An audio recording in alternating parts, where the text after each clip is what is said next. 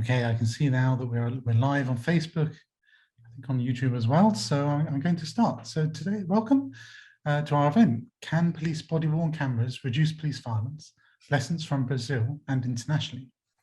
Today's event is hosted by the London School of Economics, Latin American and Caribbean Centre, and has been co-organised by myself, Dr. Liam O'Shea, and Dr. Tomás Paelio, Assistant Professor, I'm sure I didn't get that right, I apologise, at the Pontifical Catholic University of São Paulo, and recently a visiting fellow at LAT.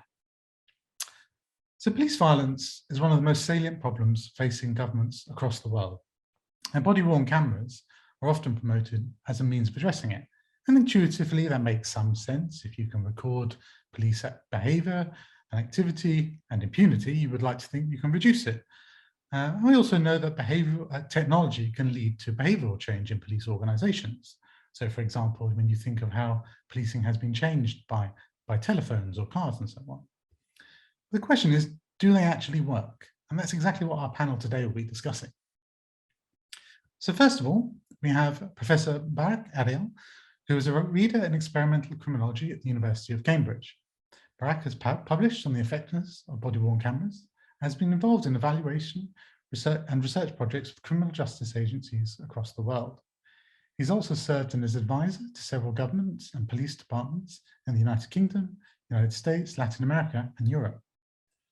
Our second speaker is Caterina Soto Vieira, who's a PhD researcher in economics at the LSE, where she focuses on the relationship between labour market characteristics and growth and inequality. She also has a research interest in the effects of technology on policing. And recently, she conducted 2 large-scale experiments to assess the effects of body-worn cameras in Brazil. Dr. Alex Sutherland has also published on body-worn cameras and led large-scale randomized control trials in other areas of criminal justice and public policy. He is the Chief Scientist and Director of Research and Evaluation at the Behavioural Insights team. So the format today is each of our speakers will speak for around 10 to 15 minutes. Alex will have a discussion role, and we'll be followed by Q&A, which Thomas will convene. So without any further ado, over to you, Barak. Thank you very much. Good morning or good afternoon, everybody, wherever you are. Thank you for this invitation. It looks like a very interesting event. I'm going to spend a few minutes talking about body-worn cameras from a global perspective and some of the experiments and research that we've led and some of the research that our colleagues have conducted over the past few years. Body-worn cameras are interesting from a criminological perspective because it's one of these really developed and mature bodies of research in recent years. It probably is because it's following the money. There's a lot of research money into body-worn cameras because there's a lot of promise into it. Presidents and prime ministers and committees around the world have been hailing body-worn cameras as a way to either fix the legitimacy crisis or to reduce the use of force or police brutality or complaints and a whole range of outcomes. And some of these outcomes have been supported by research, some of them are not, and I'm going to talk about this now.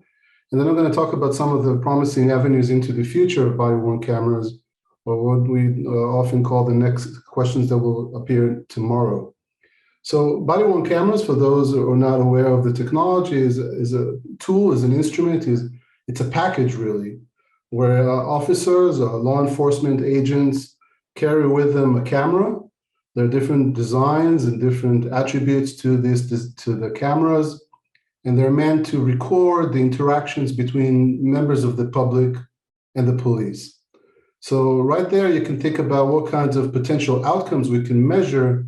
It's probably not going to reduce crime overall, because whether officers are engaging with members of the public or offenders, that by itself is probably not going to reduce burglary or theft, because there's no logical reason why that would be the case.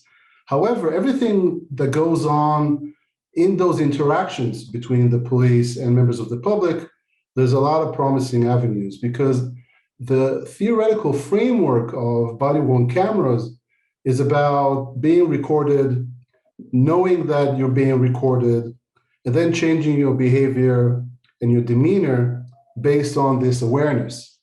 So it's very important that this technology would be something that members of the public as well as the officers are aware that it's there.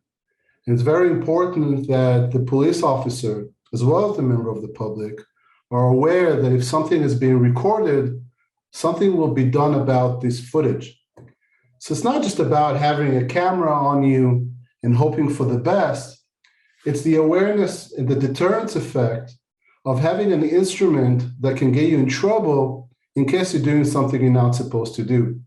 So whether we're talking about police use of force, whether we're talking about assaults of officers, whether we're talking about corruption, whatever happens between the officer and the suspect or the victim or the witness, potentially the camera can change because it's recording the events, so people don't want to get in trouble.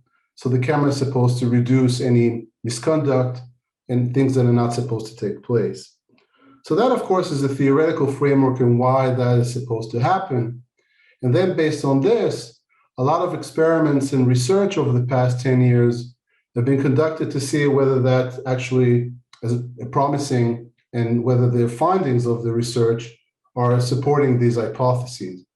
So if you think about what is it that the body-worn camera can do for you, then the first question that comes to mind is that going to reduce the use of force?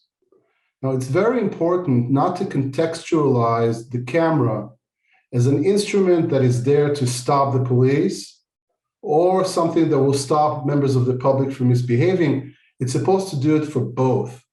So when I think about a camera and whether I'll be able to push it to a police agency, whether they should use it or not, it's not right to frame it as an instrument that will calm them down. It's supposed to calm down both parties. It's not a one-sided event. And if you talk to police officers, they have a particular narrative about how these engagements are going down. And if you talk to members of the public, you may have a different perspective. But the point is that the camera is supposed to affect both of them. Now, I don't think the research is nuanced enough to know whether a camera is affecting the officer more than it's affecting the member of the public. There's some research that we've done that suggests that it has more of an effect on the officer rather than the member of the public. But that being said, we don't know that for sure.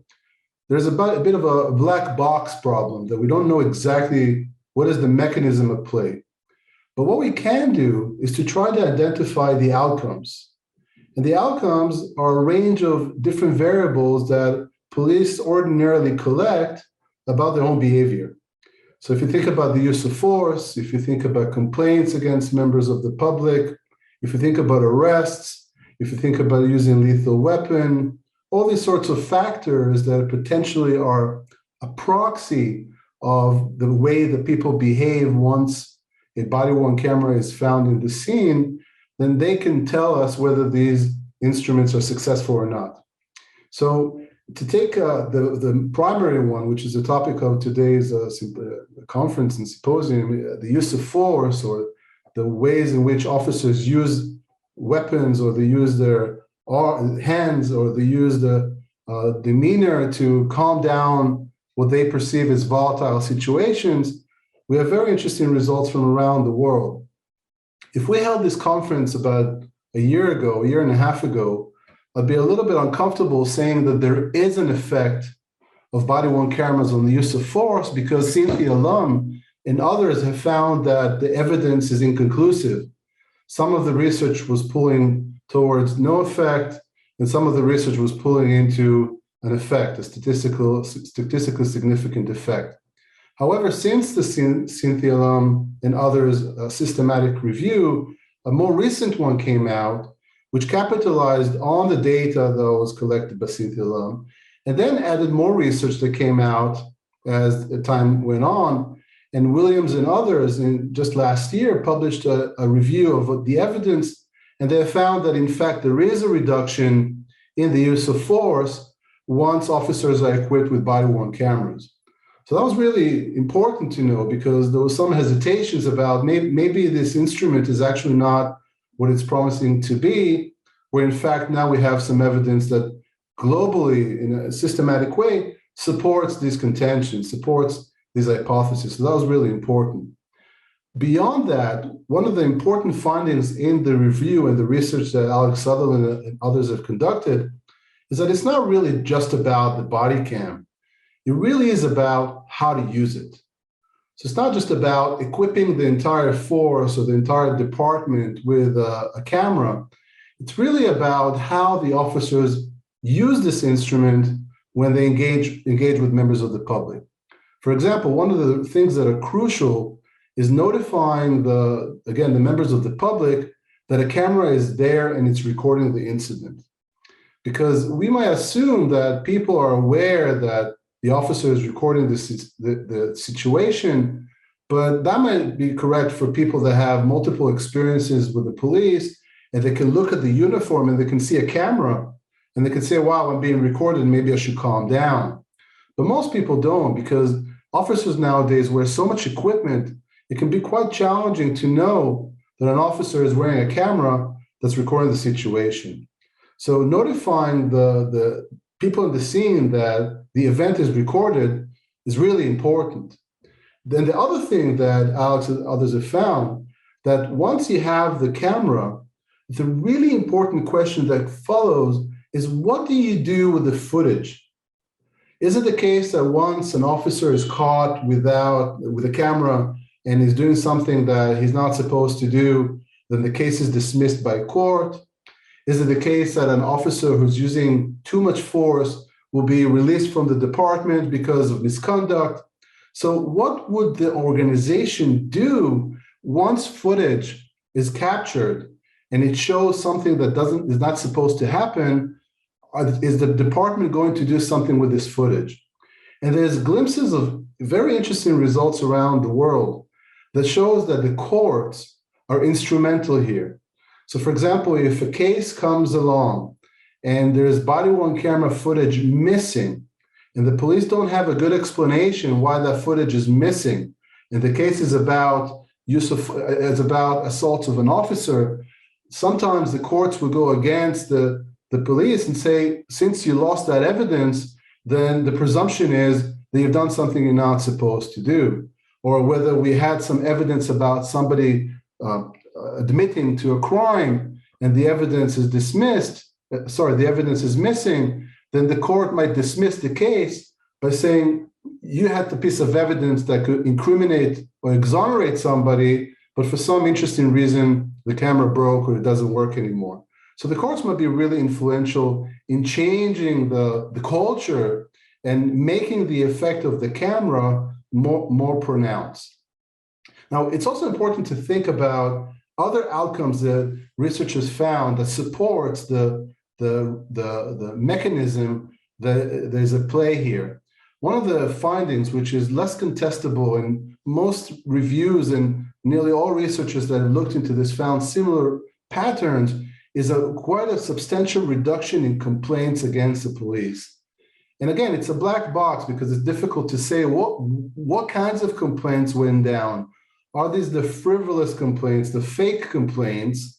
That is, people are complaining against the police officer just because of spite or because they want to show another angle to the story, excuse me, or whether it's the case that officers have changed the way that they approach members of the public, and because of that, there was no need to file a complaint against the police. So the research in this area is quite strong, and it shows that complaints, not just the ones that are found justified, but overall numbers have gone down dramatically once the police department uses body-worn cameras. It's important because it's a proxy. It's a proxy of how police officers are behaving and how members of the public are behaving, because we're seeing less heat, if you will, between the parties.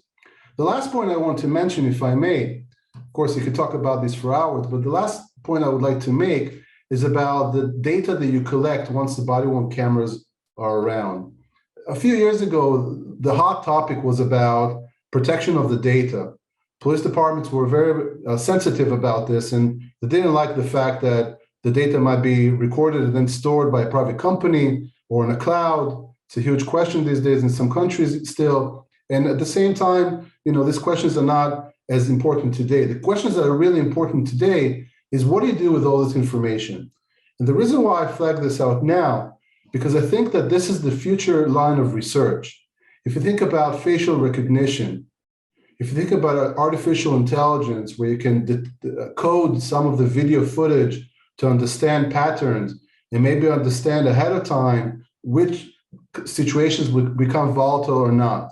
And all these different sort of research questions bring very critical questions about society, about the right of privacy, the issues that we have with facial recognition, and so on. But it's quite promising. I think it's early days. We're kind of focusing today on the effect on these engagements between the member of the public and the officer, and whether the camera can, in fact, reduce these use of force incidents or not.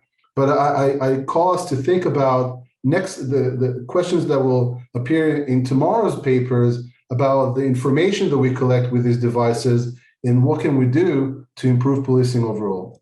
Thank you very much.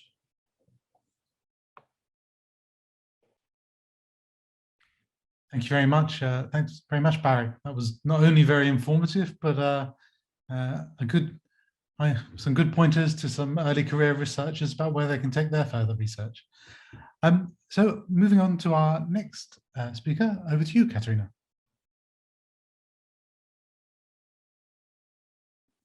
Hello, everyone. I'm Caterina, and thanks, Barak, for your talk. I'm going to talk more about body-worn cameras in the context of Brazil and say a little bit about the experiment we carried there a few years ago. So the paper that our paper is called De-escalation Technology, the Impact of Body-Worn Cameras on Citizen-Police Interactions. And the context of this experiment was that we have a partnership with the military police of Santa Catarina. That's a southern state of Brazil. It's about 8 million inhabitants, and it's one of the safest states of Brazil, in fact, but it's still in Brazil, which is a country with a very poor safety record. So just for the sake of comparison, the homicide rates in Santa Catarina are still 3 times higher than the ones in the US and 5 times higher than the ones in the UK. And the intervention that we want to do is to have an experiment in which we can compare. So suppose that officers go to a dispatch, and we want to know if they were wearing cameras, how these cameras would affect the outcomes of this dispatch, right? So ideally, we would like to randomize which dispatches will have cameras and which dispatches will not have cameras, but that is unfeasible. So the alternative is that we randomize police officers that wear cameras or not, in a way that we will have approximately 50% of the dispatches with at least one police officer wearing a camera. And that way we can compare dispatches with cameras and dispatches without cameras, right? So our intervention was a multi-site randomized controlled trial. We had about 450 officers over a 12-week period in 2018. And another thing that we did in our experiment is that not only we did this randomization of the officers, in which we say which officers are going to have a camera and which officers are not going to have a camera, but we also randomized some days in which no officer at all would be wearing a camera. And that is because if we believe that there could be contamination effects between officers, for example, a control officer that is working in a regular day, so an officer that is normally not wearing a camera, but is in a regular day, he knows that he might go to a dispatch and there might be treated officers in that dispatch. So therefore, we have some days that are randomly selected so that no officers are wearing a camera. So this way we can actually account for contamination effects between these officers. And what are the main results of this paper? So overall, we find really strong and significant effects on the use of force. So body-worn cameras reduce police use of force by more than 60%. And we also find some positive effects on the reporting margins. So overall, the quality of the reporting by police officers increases. So if an event has a body-worn camera, it is 9% more likely that it will be referred to the main investigative body of the police. So these are the main effects, right? And we are also concerned as to why does this happen? And one of the very important things that we find is that these effects are concentrated in events ex ante classified as low risk. So when a person calls 911, they'll be asked a few questions. For example, if there is anyone hurt at the scene, if the author of the crime is still there, if there are any guns there. And if the answer is yes to any of these questions, then this event is classified as high risk. And you would expect that these low risk events have fewer reasons for any use of force to be employed. And in fact, we see that when officers are wearing cameras in low risk events, that's when the cameras have an effect. So they work as a tool to prevent the escalation of violence that would have counterfactually unfolded in the absence of the camera, right? And then a second mechanism that we investigate is the evidence of learning effect.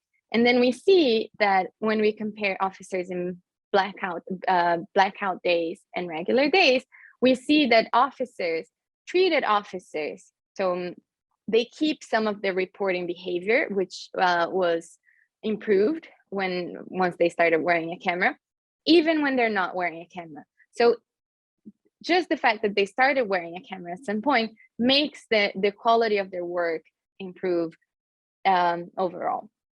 So, okay, and lastly, I wanted to touch point on how does this situate our study with respect to the previous literature. As Professor Barak has mentioned, there's a huge literature on the effects of body-worn camera, and it has mainly found no results for the impact of body-worn camera on use of force specifically. And we, on the other hand, we find very strong and significant results of body-worn cameras reducing use of force. And we argue in our paper that there are two possible factors for this to be happening. So you could think that this is because of a different context. Most of the previous experiments, they have been carried out in the US or in the UK, which are developed countries. And Brazil is a developing country with really, really high incidence of police brutality and much violence. But we also argue in our paper that it could be due to different methodology. So the way we carried out our research design, we nested different types of designs of previous research, which is the officer randomization and the shift randomization, if we when we consider these blackout days and regular days as shifts. And with that, we're able to replicate the past papers methodology with our own data. And our data is at a very granular level. So we have the data at the dispatch level. So we know the information about all of the officers that were there, what was the event, if there were any cameras there, if there was any use of force, so on and so forth. So we can pretty much replicate a lot of other papers' methodologies. And then we show that our results, which with the methodology that we implement, are very strong. When we replicate the past papers, they become more muted, and they might even disappear altogether, depending on how we aggregate the data. So one of the things we believe is that the coarser designs lack power or did not account for contamination. So the last thing I wanted to touch on is the impact on public policy. So after we released this paper in September last year, the paper results have been vastly covered in the media, including in Brazil's largest TV program. And other states are adopting the measure now as well. So that's São Paulo and Rondônia, which are the states in green here in the map. And recently a report for the state of São Paulo, they showed that the body-worn cameras have reduced police lethality by more than 40%. And just between the period of between June and November of last year, this has avoided about 30 deaths in the state. So, and then if we look at the map, all the other states in yellow are states that have not yet implemented body-worn cameras, but aim to implement them. So the main takeaway is there is a high demand for policies in Brazil that can reduce police use of force. And this might be one of the possible policies for that, but it's not, of course, the only one. So that's it. And I'll hand it to my colleague, Alex.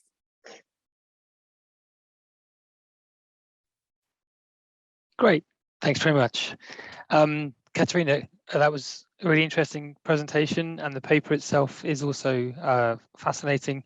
I will try and keep my comments brief, there's plenty of time for discussion.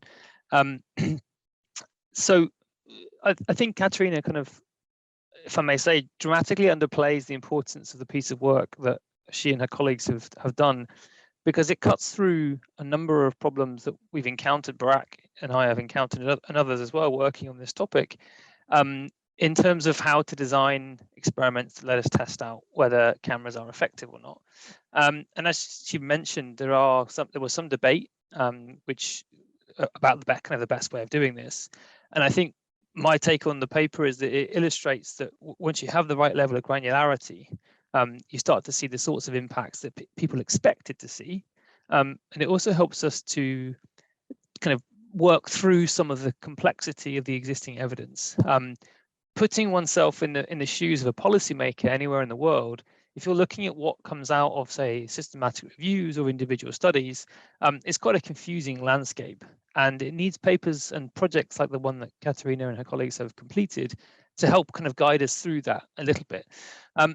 That said, there are still questions that come to mind. And I think one of my main observations is that, I think Barak alluded to this, that when people think about body cameras, they think about the camera itself doing the work. And it isn't the camera, really, in my view. It's the verbal warning that accompanies it. It reminds people, both the officer and the citizen, that there is a set of rules in play, and that there is, kind of an objective eye, quote unquote, watching. And so that's really something that is overlooked. People think they buy the technology, they implement the cameras, and that's the job done. And other evidence shows us that when we're being recorded and we don't know about it, that we don't change our behavior. So imagine how many times today you've been recorded on closed circuit television. You probably don't even know. It could be hundreds of times, and you didn't really change your behavior. If you're aware, maybe you would. And that's part of the point, is that really the kind of the focus on the technology aspect of it ignores the really tricky part, the really interesting part of how the cameras operate, which is on the quality of the interaction. Caterina's paper kind of comes at this a little bit, and as Barak mentioned, really it's going to be dependent on using new technology, new methods to understand the interactions themselves at a very kind of micro level. So can we start to use, say, machine learning or the kind of technology to help us understand interactions and at scale, and what makes for a good interaction? So stepping back from all the evidence, what departments want to know is, how do I implement this? How do we make this effective? And implementation really matters. If you just buy the cameras and roll them out, then nothing might happen. People might not know how to use them, and the officers themselves might not use them as intended.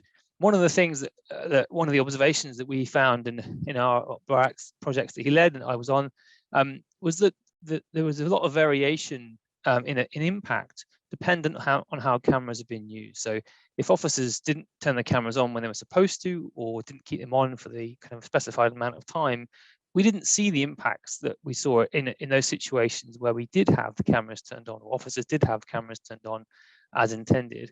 And that that kind of raises the question, so how should these be implemented?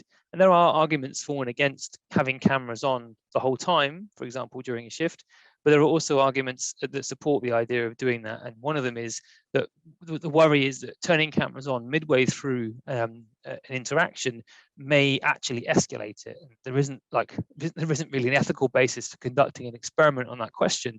And it's not really practical or feasible either. But that's something that comes to mind. So implementation really matters.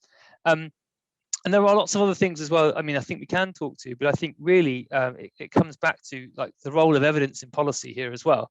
So, you know, as Caterina mentioned, there are lots of studies on body-worn cameras. We've only just managed to really keep pace with the kind of how these implementation has rolled out, and we don't still really have anywhere near the same kind of amount of evidence compared to the amount of money that's been spent on the cameras than one might expect. So it is great, but I just plea not to stop testing out. So there is perhaps a real driving force to say, well, the evidence suggests it's this, and we should just carry on and implement. And actually, my argument would be that it's always a good idea to keep testing in your local jurisdiction, just to make sure that these effects actually transport across to other places, and so that we help to kind of build up and accumulate knowledge systematically, rather than relying on kind of groups of dedicated researchers to do this. Just make this the boring part of how this stuff works in, say, policing or other parts of policy. A few other things I was going to mention, but I think I'll stop there, just to say that, again, really to say that I think the paper from Caterina and her colleagues is quite, in my view, a landmark paper in some of this work, alongside ones that Barak has led. So I really congratulate her and her team, and on the stakeholders involved in making it happen. I think it's a really important thing to have done, and a great place to carry on talking about.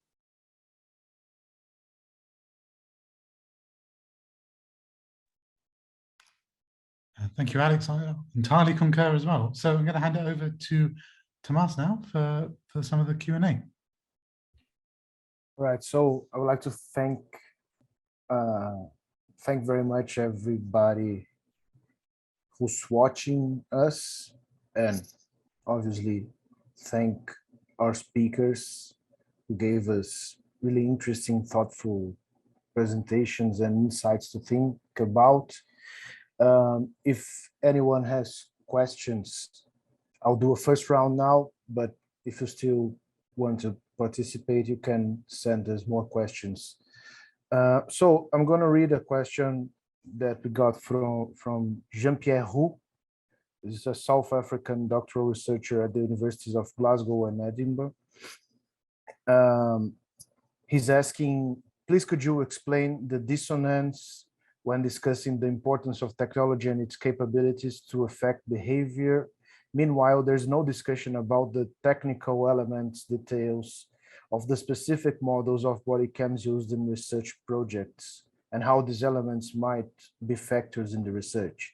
And his hypothesis is like methodological, theoretical. I would assume it has to do with the overemphasis on social constructionist theories of technology.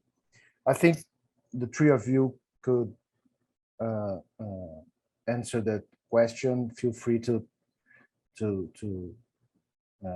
try to answer it according to your presentations and to your researches. I also have a question of my own based on our experience, particularly here in São Paulo. From what I've seen and from talking to police officers, these experiments or the pilot programs usually happen in battalions in which police officers want body cams to work. I mean, they're already like trying to make this happen, and they're usually connected to the political sphere. So the governor or the secretary of security are also like trying to make it work and to have a positive experience.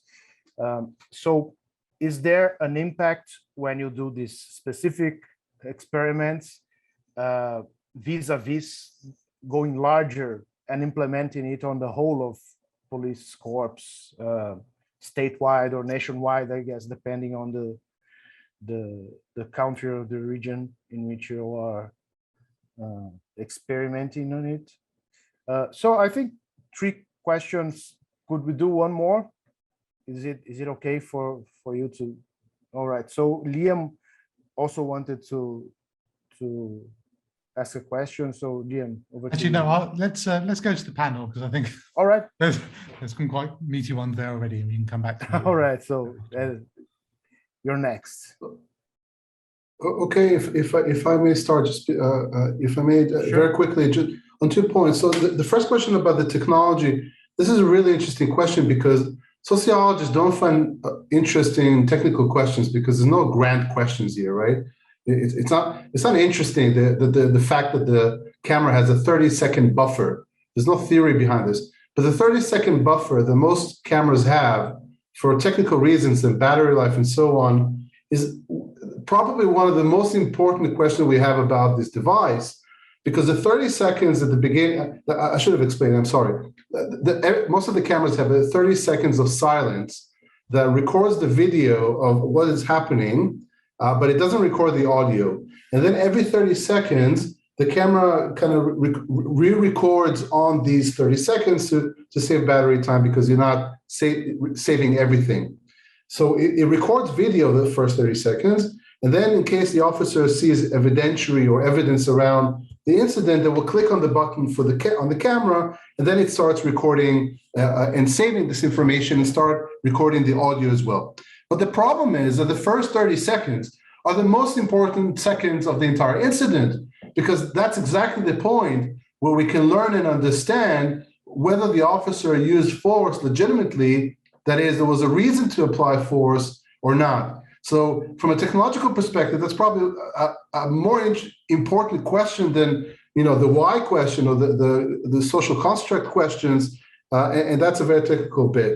And I'm sure others have a lot to say about this as well. The other point I wanted to mention and reflect on, when is it the case that police departments will use it unwillingly, not the ones that volunteer to take part in the experiment, but the ones that are forced to do it? Look, body-worn cameras are not a panacea. They're not going to solve the problem of a corrupt department. They're not going to solve all the issues that we have in terms of legitimacy and things that are happening at the institutional level. They can help. So in my experience, the police departments that don't want to take part in research and don't want to take part have three major reasons why they don't want to do it. One is technological. They don't have the capacity or the way to use it, like bandwidth and so on. So there's a technological angle. The other one is money. They don't have the money to pay for these devices, which is, I guess, related to the first point. And the third is when they have something to hide. I mean, if a camera is something that's supposed to help you gather evidence in these sticky situations, and you don't want to have these devices, shame on you. Why don't you want to have it?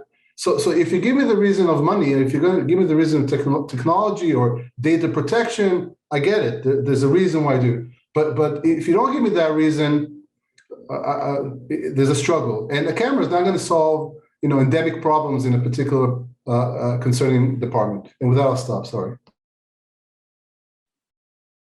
I have some points to add to that. So even when you look at the implementation, so our experiment was implemented in 2018, and now São Paulo is implementing as well, like recently in 2021.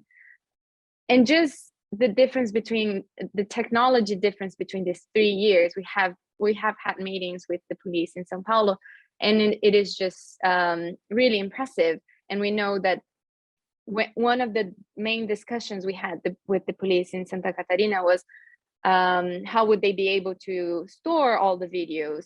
Do you need a lot of server storage to be able to have all these videos in the cloud so that they can be further used as evidence? And there are a lot of things involved that are perhaps not discussed in so much detail in the paper, of course, but they are dealt with a lot of detail when you're thinking about implementing. And one of the things is that, for example, in the protocol for the police in Santa Catarina was that, as Barak was mentioning, the police officers had to activate their cameras. And now with the new technology in São Paulo, basically you have cameras that are powerful enough to have battery throughout the entire shift, and they can be they're turned on with low quality videos and no audio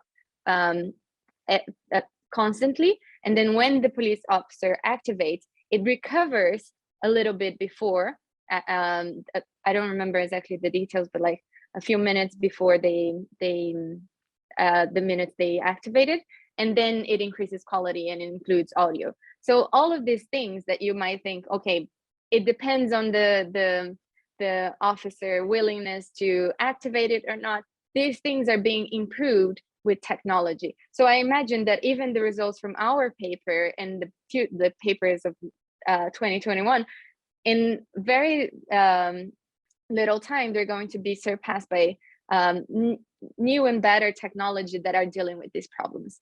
So I think about that. I think we're going in a direction of improvement, basically.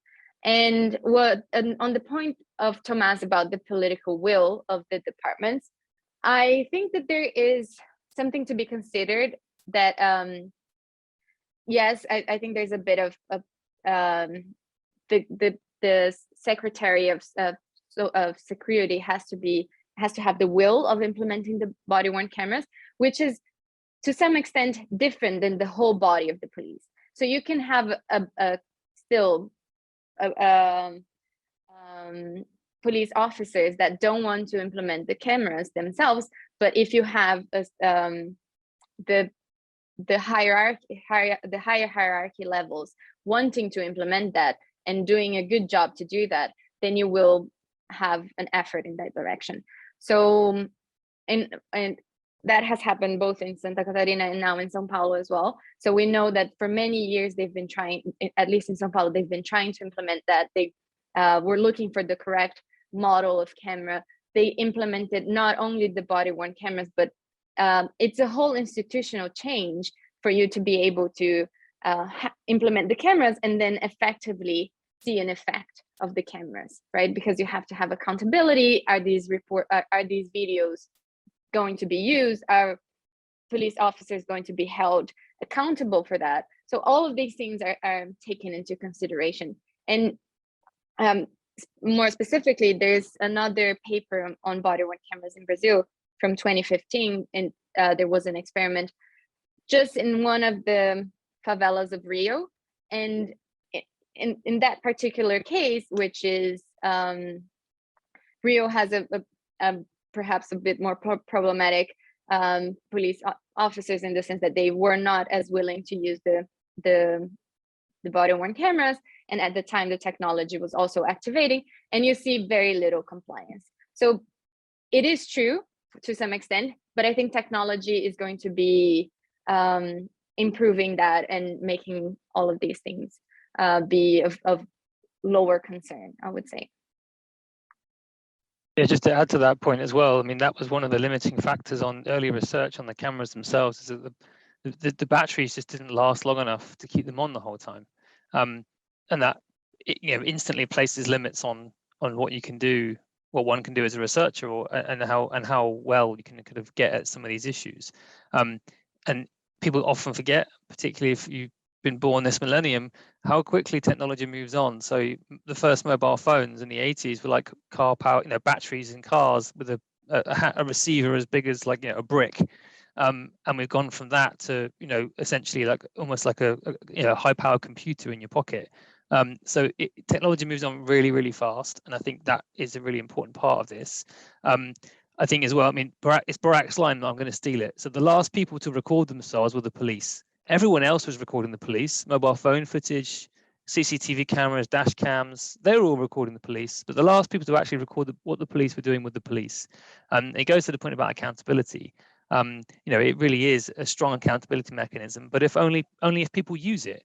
So if there was no follow-up, no enforcement, no one thinking about the use of videos and evidence or reviewing, kind of particularly difficult interactions with the public, then it'd probably be a waste of money. Like it'd be really unclear as to what the impact would be. But we see consistently pretty much regardless of how we get at this question analytically, that you can see reductions in complaints against the police when you implement cameras, and to me that's a big win, and that pretty much pays for itself. I mean, I don't know, the situation in Brazil may be quite different, but certainly elsewhere we've seen that the introduction of the cameras helps to save the public purse money. And there was a question from Irvan Oli, I think it was, in Indonesia about this, like, how do you convince the high ups that this is worthwhile doing? And again, this is Barak's story, but I'll steal it.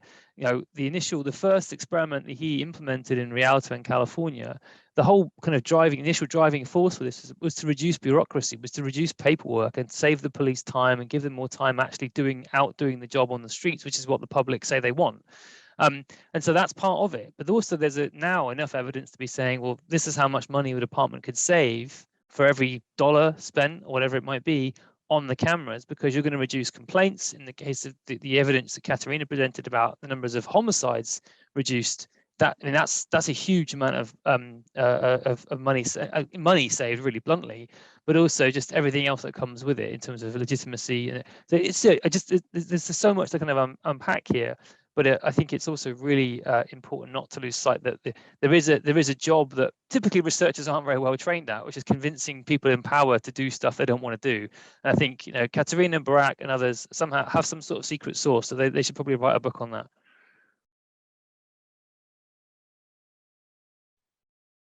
Thank you very much. So now we got lots of other questions.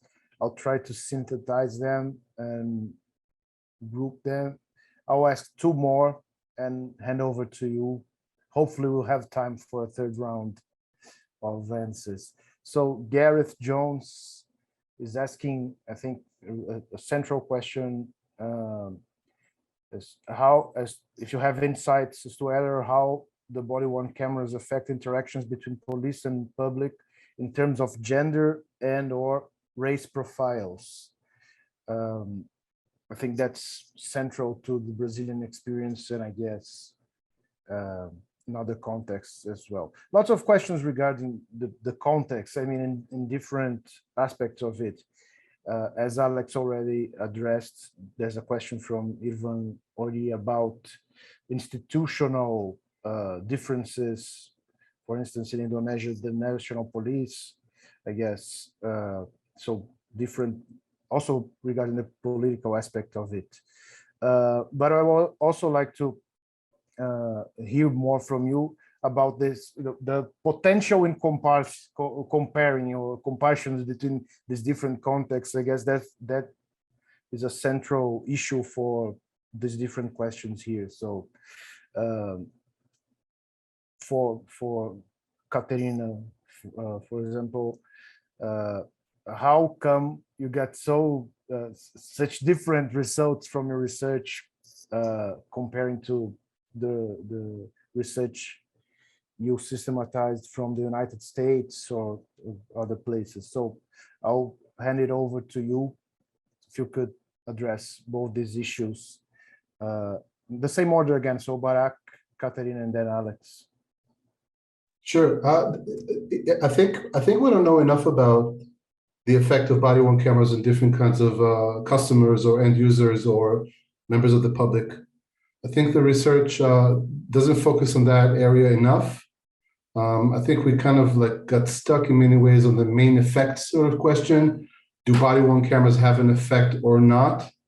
But the nuanced sort of approach, whether it has a different effect on people of different backgrounds, different ethnicities or gender or race or religion, I don't think the research is developed enough, and I welcome more research in this area because it's clearly very important. We have some research that suggests perceptions of people come from minority backgrounds are affected more with body-worn cameras, particularly in the United States. There is research that suggests that particularly, again, minorities that have a long history of a torn relationship with the police have a particular view on body-worn cameras. And interestingly enough, they say the same thing we mentioned earlier, that, you know, if they have a negative view about the police, the body-worn camera is not going to have an effect because the police would find a way to get around it and do to have their ways just like they did before, or where the footage was captured in a way that shows that the officer was misbehaving, then the system would protect that officer and not have an effect, ultimately not have an effect. But these are based on perceptions and not hard evidence, if you will, about the condition, the effect, or the different effects that cameras might have on different parts of the population. And I think these are really important questions. I would, however, say that if you have an international comparison between continents or wider cultures, so at least in early days, but I suspect it's still the case, it was easier to push research in the United Kingdom than it was in the United States. There was a lot of pushback in the United States. There were many departments in the United States where we try to push research and by implication body-worn cameras, and the level of resistance within these departments was a lot greater. And I think it's largely our fault. We kind of pushed it as a way to increase police accountability. So there's no reason why the police would then want to participate in a study like that when you kind of already know the answer to the research question by saying that's your fault and here's a camera to save the public. And that's wrong politically. That's wrong from even from a scientific perspective. We have to be unbiased. It's also a matter of the way of the police culture. In the United Kingdom, the UK, the policing is by consent. The concept of policing is by consent. We, the people, work together. Members of the public and the police are one. Where the us versus them mentality, and that happens around the world, is a lot more pronounced. And once that you have that sort of adversarial approach to policing, us versus them, it's very difficult to get people on board. But a long answer to a fine question, we don't know enough about the conditional effect on a global perspective, and future research should address these points.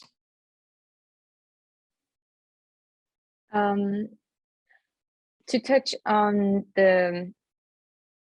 so specifically about Brazil, we don't have any studies on the effect of body-worn cameras for different races and backgrounds. It's something that we try to implement that in our paper, but Santa Catarina is a very white state, for example, so there isn't enough statistical power to do that. But there's a paper from 2020 by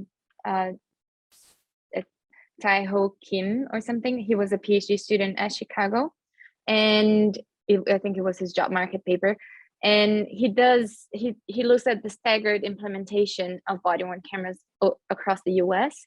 And one of his outcomes is police-related homicides. And he does look that he sees that the body-worn cameras have an effect on decreasing minorities police related homicides. So in that sense, but it also has an effect for whites and so on and so forth. But there are some attempts to disaggregate this information and see that the body-worn cameras can have differential effects across population. So there's this, and yeah, I'll hand it to Alex. I don't have anything to add to that, really. I think no, that's not true. I'll say one thing. Comparing effectiveness between different ethnic groups is perhaps one way of coming at it. Are they more or less effective for different ethnic groups? Another way of thinking about it is, if there are areas that are heavily policed, that are predominantly minority ethnic groups, then conduct experiments in those areas and focus on whether you see the same level of effectiveness as you do on these much wider, broader experiments to cover a whole population. So again, it's thinking about whether you see the same impacts when there's a different community, a population that the police are serving. Again, that's not easy. You have questions about equity before the law, but still feasible, and I think worthwhile to do.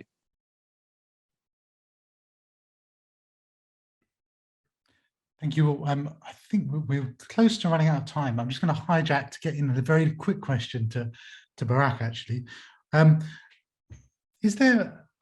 What are the minimal requirements needed for this to be effective? And I'm thinking of low resource environments, because I can see that this could be tried in low resource environments, but it might be not very effective. So I was just wondering if you had some quick thoughts on that,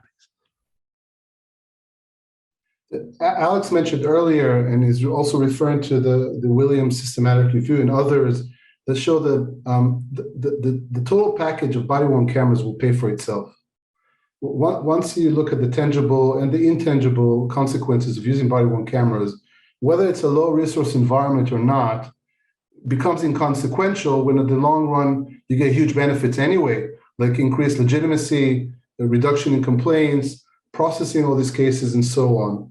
That being said, I'm conscious of the fact that police departments looking at their purses, they don't have a 5-year portfolio. They're thinking, I have until March this year to spend all this money. Do I have enough to actually get it sorted? I guess my recommendation in this sort of a context is to think about particular units that you have issues with and look at the problematic units that you want to focus on.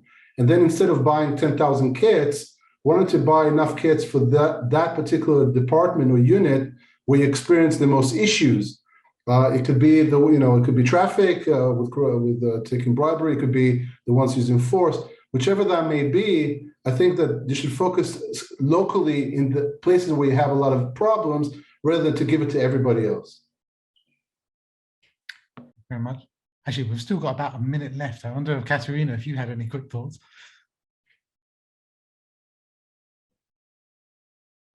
Yeah, I overall agree with both Barak and Ariel in that sense, that I think it pays off in the sense that you have well, in the sense of like both lower complaints, lower use of force, lower level of homicides, all of these things just make me feel like, and not only the technology is improving, but also the costs are decreasing over time. So it's only going to make more and more sense over time. So that's it. Well, actually, that's often in these seminars when we're talking about police violence, we don't have an opportunity to end on a high note. So I think I'm going to take that opportunity to thank all the panelists and Tomas and Juan as well from LAC. That's all we've got time for today. Please do also visit. We'll put a recording up on the LSE's website, and I'll also put it up on the project I'm developing, which is howtoreformthepolice.com. So you'll be able to see it there shortly. So thank you all for your time and for your questions. And yeah, have a good afternoon or good morning. Thanks all. Bye.